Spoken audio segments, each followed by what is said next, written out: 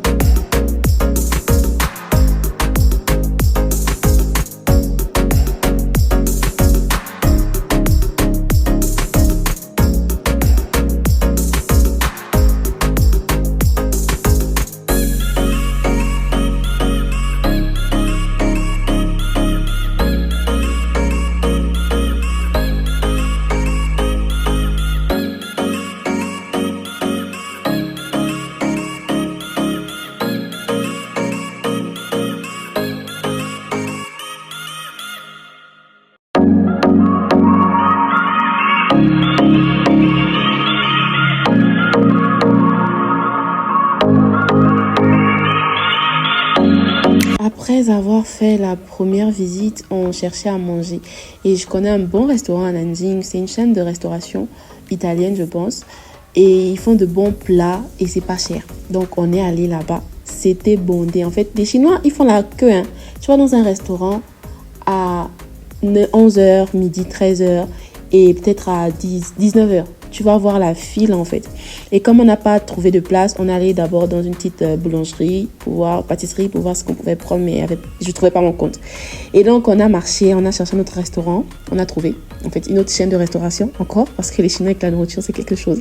On a trouvé une autre chaîne de restauration où on a pu avoir notre compte quand même. C'est quelque chose qui est, que j'ai souvent vu en fait, pas dans toutes les villes, mais dans plusieurs villes quand même. Voilà, ils proposent beaucoup de trucs comme un buffet et tu choisis ce que tu as à choisir et après on te donne le prix.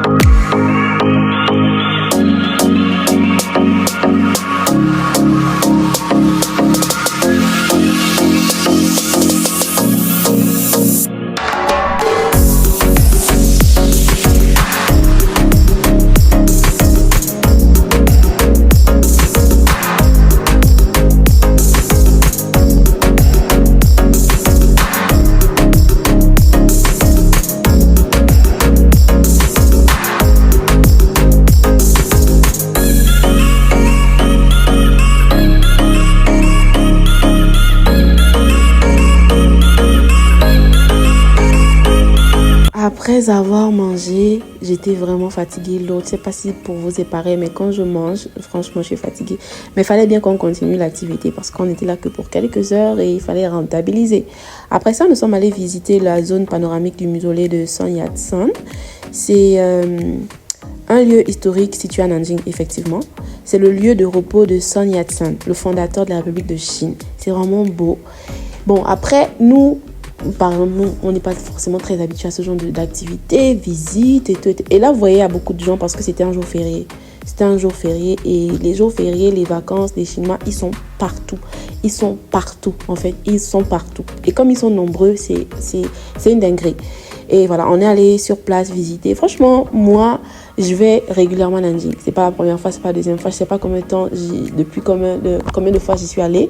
Récemment, pour les vacances, même j'ai fait, je crois, un mois là-bas. Mais c'est pas forcément mon truc, visiter les sites, tu vois. Les sites touristiques que j'ai souvent visités en Chine, c'était accompagné de mes professeurs. Parce que moi, je fais la culture et la littérature chinoise. Et c'est un peu dans notre filière de pouvoir visiter certaines choses, apprendre et tout, naïnana. Et ensuite faire des exposés sur ce qu'on a visité. Et là, Nanjing, pour moi, c'était la première fois d'aller visiter des sites touristiques, tu vois, des choses culturelles appropriées aux Chinois, à la culture chinoise.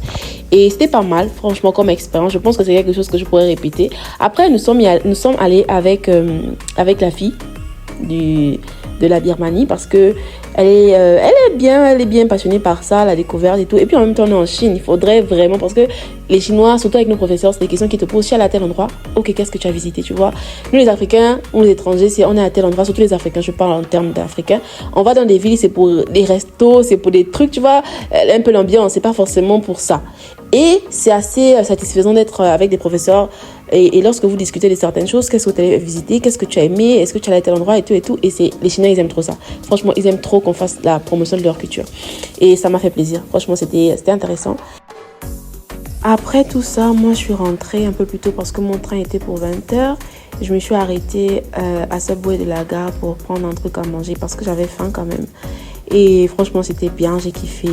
J'ai mangé un bout. Je suis allée dans le train et j'ai presque dormi dans le train. C'est-à-dire que j'ai même pas vu l'heure passer. Après, je suis arrivée. En tout cas, j'espère que la vidéo vous a plu.